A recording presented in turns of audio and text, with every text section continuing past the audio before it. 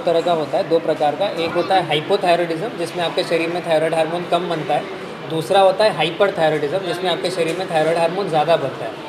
दोनों ही थायराइड का initial phase में जो ज़्यादातर कारण होता है वो होता है ऑटो इम्यूनिटी।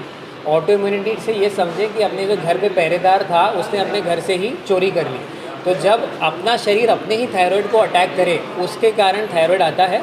जब हाइपोथायरॉयडिज्म होता है तो बहुत बार कमज़ोरी आना, बाल झड़ना, किसी भी काम में मन नहीं लगना, महिलाओं में पीरियड्स की समस्याएं आना, बच्चे ना कर पाना, ये लक्षण आते हैं। जब हाइपरथायरॉयडिज्म होता है मतलब थायराइड हार्मोन ज़्यादा है, तब घबराहट होना, कंपन होना, पसीने आना, वज़न घट जाना, ये लक्षण आते हैं। तो इसीलिए थायराइड का ध्यान देना बहुत ज़रूरी है। और आजकल जो एक बहुत कॉमन बीमारियाँ हो गई हैं, मानसिक बीमारियाँ, जहाँ लोग डिप्रेस हो रहे हैं, घबरा रहे हैं, उसमें भी थायराइड का बहुत बड़ा योगदान है। एंड इसीलिए थायराइड को पहले तो डायग्नोस करना और फिर कंट्रोल करना बहुत ज़रूरी है। ये क्या पिट्यूटरी ग्लैंड की वजह से होता है?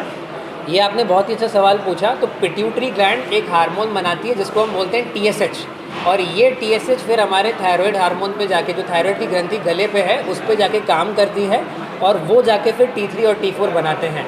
ऐसा हमेशा नहीं है कि ये पिट्यूटरी ग्लैंड की वजह से होता है। अगर हमारी थायराइड ग्लैंड में भी डिफेक्ट आ जाए तो भी ये हो सकता है। तो इसके 2 कारण रहते हैं, अगर पिट्यूटरी में डिफेक्ट आया तो भी हो सकता है, अगर थायराइड ग्लैंड में डिफेक्ट आया तो भी हो सकता है। इन्फेंट में जब ये होता है तो पेरेंट्स को बहुत लंबे समय तक तो पता ही